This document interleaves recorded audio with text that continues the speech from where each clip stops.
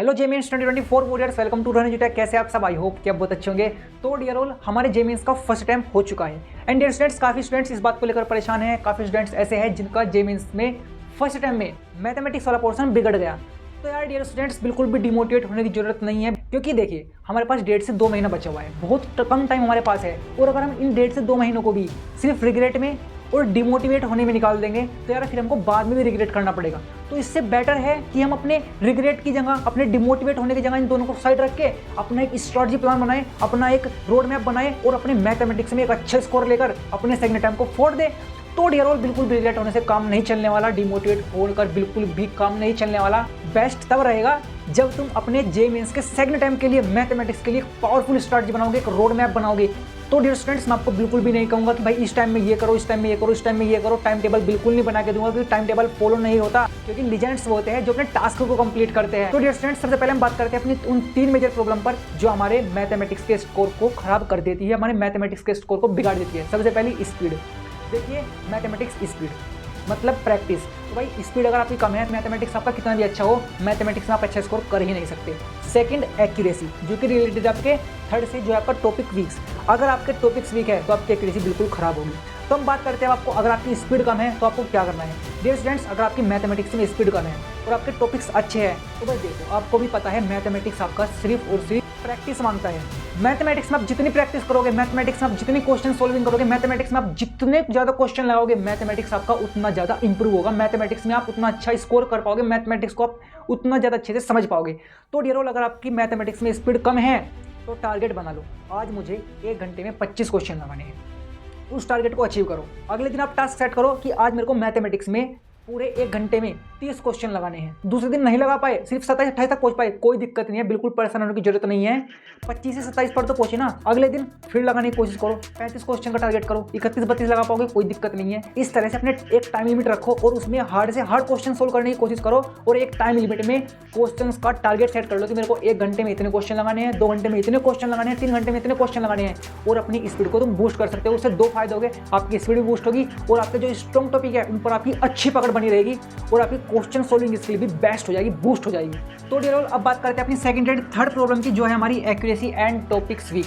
तो dear students, आपने अपना फर्स्ट अटेम्प्ट दिया है और अब आपको पता है कि कौन से टॉपिक्स में मेरे को क्वेश्चन सोल्व करने में प्रॉब्लम आ रही थी। स्पीड आपकी अच्छी थी, लेकिन आपको पता है कि आप कहां पर फंस रहे थे, किन क्वेश्चंस में आप फंस रहे थे, कौन से क्वेश्चंस आप सोल्व नहीं कर पा रहे थे। भाई आप 3D के क्वेश्चन सोल्व नहीं कर पा रहे थे, वेक्टर के क्वेश्चन सोल्व नहीं कर पा रहे थे, सेकंड एंड सीरीज के आप क्वेश्चन सोल्व नहीं कर पा रहे थे, या फिर आप बाइनोमियल थ्योरम के आप क्वेश्चन सोल्व नहीं कर पा रहे थे। उनको नोट डाउन कर लो। और अगर आपको अभी भी कंफ्यूजन है कि और कौन से टॉपिक मेरे वीक है, तो उसके लिए क्या करो, जो फर्स्ट अटेम्प्ट है उनकी 2 शिफ्ट उठा लो, वो शिफ्ट जो आपने नहीं दी, और उनके क्वेश्चंस लगाओ। जब उनके क्वेश्चंस लगाओगे, उनमें फंसोगे तो तुरंत उनको नोट डाउन कर लो कि अच्छा, इस वाले टॉपिक से रिलेटेड क्वेश्चन में मैं फंस गया, ये नहीं हो पा रहा, तो उसको तुरंत नोट डाउन कर लो। अब आपके पास एक लिस्ट है जिसमें लिखा हुआ है कि ये टॉपिक्स मेरे वीक हैं। अब आप हर दिन एक चैप्टर उठाओगे, उस एक चैप्टर के उन वीक टॉपिक्स को आप वन शॉट से क्लियर करोगे, उन वन शॉट से अपने डाउट क्लियर करोगे उस टॉपिक से रिलेटेड, और अपने उस वीक टॉपिक्स के हर एक डाउट को क्लियर करके अपने उस वीक टॉपिक को समझोगे अच्छे से, और अब आपका वो वीक टॉपिक क्लियर हो गया। उसके बाद उस वीक टॉपिक से रिलेटेड आप इजी से हार्ड क्वेश्चन लगाओगे, लगभग 21 से 22 क्वेश्चन। मतलब 7 आपने इजी लगा लिए। इजी ने क्या किया, आपका कॉन्फिडेंस लेवल बढ़ाया, मॉडरेट लगाई, आपके कंसेप्ट समझ में आ गया, और जब आप हार्ड क्वेश्चन लगाओगे तो वो कंसेप्ट, वो टॉपिक्स आपके इन डेप्थ समझ में आएगा और आप उस पर अच्छी पकड़ बना लोगे। तो इस तरह से आप अपने वीक टॉपिक्स को स्ट्रॉन्ग करोगे। उसके बाद क्या करना है, उसके बाद मैथमेटिक्स, देखिए आपका क्या है, वही बात है, प्रैक्टिस। मैथमेटिक्स में आपको प्रैक्टिस करनी पड़ेगी। जितनी ज़्यादा मैथमेटिक्स में प्रैक्टिस करोगे, अपनी मैथमेटिक्स में उतना अच्छा स्कोर आप निकाल कर ले जाओगे, उतने अच्छे से मैथमेटिक्स में आप स्कोर बूस्ट कर लोगे। तो डियर स्टूडेंट्स, जो टॉपिक्स आपके स्ट्रॉन्ग थे उनके लगाओगे आप हार्ड क्वेश्चन, जितने ज़्यादा हो सके उतने क्वेश्चन लगाओ हार्ड लेवल के। मैथमेटिक्स में आप हर एक चैप्टर के लगभग 40 से 50 क्वेश्चन लगाओगे एवरी डे। एवरी डे मतलब एवरी डे। मेरे टाइम बहुत कम है, तो वो क्या करना होगा, वीक टॉपिक्स को स्ट्रॉन्ग करके उनके इजी से हार्ड क्वेश्चन लगाने होंगे, और जो टॉपिक्स आपके स्ट्रॉन्ग है उन टॉपिक्स के आप हार्ड क्वेश्चन लगाओगे। तो डियर स्टूडेंट्स, इस तरह अपने वीक टॉपिक्स को आप स्ट्रॉन्ग करोगे, इससे क्या होगा, उससे आपकी एक्यूरेसी भी बढ़ेगी। अब आप मैथमेटिक्स में डेली इतना वर्क कर रहे हो, लेकिन ये भी तो पता लगे कि जो हम इनपुट दे रहे हैं उसका आउटपुट भी मिल रहा है, नहीं मिल रहा है, हमारी स्पीड बढ़ रही है या नहीं बढ़ रही है, एक्यूरेसी बढ़ रही है या नहीं बढ़ रही है, हमारे कंसेप्ट जो वीक थे वो स्ट्रॉन्ग हो रहे हैं या नहीं हो रहे हैं। उसके लिए आप वीक में 3 मॉक टेस्ट दोगे, फुल सिलेबस।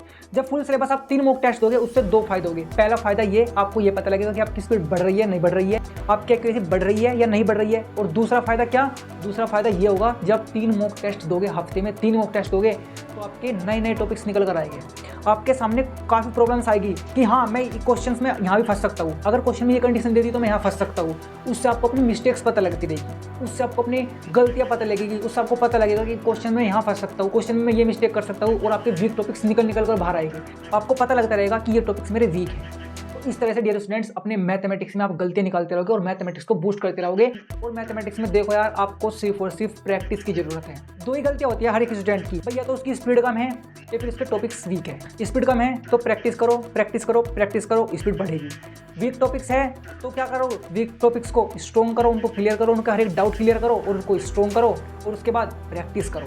तो डियर स्टूडेंट्स प्रैक्टिस आपको करनी पड़ेगी। मैथमेटिक्स सिर्फ एक ही चीज मांगता है, वो है practice, practice, practice. And dear students आपको एक बात और याद रखनी है कि आपको 20 दिन के अंदर अंदर अपने सिलेबस को कंप्लीट कर लेना है। मतलब ये कि आपको 20 दिन के अंदर अंदर अपने इस रोड मैप को फॉलो करके अपने हर एक चैप्टर्स को क्लियर कर लेना है, हर एक चैप्टर्स को कंप्लीट कर लेना है, हर एक टॉपिक्स को क्लियर कर लेना है, अपने सभी डाउट्स क्लियर कर लेने हैं और 20 दिन के अंदर अंदर अपने सिलेबस को कंप्लीटली रिवाइज कर लेना है। क्योंकि 20 दिन के बाद हम सिर्फ और सिर्फ मैथमेटिक्स के मिक्सअप क्वेश्चन करेंगे, मैथमेटिक्स में सिर्फ और सिर्फ प्रैक्टिस करेंगे। तो डियर ऑल आप बस मैथमेटिक्स में ये सब कर लो, मैथमेटिक्स में ये प्लान फॉलो कर लो, आपके मैथमेटिक्स में 99% प्लस सेकंड टाइम में आने से कोई नहीं रोक सकता। तो डियर स्टूडेंट्स बिल्कुल भी रिग्रेट करने की जरूरत नहीं है, बिल्कुल भी डिमोटिवेट होने की जरूरत नहीं है, सिर्फ और सिर्फ आपको वर्क करने की जरूरत है। यार सेकंड टाइम पर वर्क करो, सेकंड टाइम के लिए मेहनत करो, बेस्ट स्कोर दो, अपने टारगेट को माइंड में रखो कि हाँ मेरे को NIT जाना है, मेरे को IIIT जाना है, मेरे को IIT जाना है, और अपने सेकंड टाइम में बेस्ट स्कोर करो, मैथमेटिक्स में फोड़ के आओ। तो डियर स्टूडेंट्स आई होप ये वीडियो आपके लिए बहुत ज़्यादा बेनिफिशियल रही होगी। तो डियर स्टूडेंट्स आपको वीडियो अच्छी लगी तो वीडियो को लाइक करें। एंड डियर स्टूडेंट्स अगर आपने फिजिक्स का और केमिस्ट्री का अभी प्लान नहीं देखा तो दोनों की वीडियो का लिंक मैंने डिस्क्रिप्शन में दिया हुआ है, जाकर आप दोनों को देख सकते हो। एंड डियर स्टूडेंट्स अगर आप हमारे चैनल पर नए हैं तो चैनल को सब्सक्राइब करें। तो dear students thank you so much, all the best for your preparation. मिलते हैं अपनी नेक्स्ट वीडियो में, तब तक के लिए बाय बाय, सफर आपकी मंजिल तक।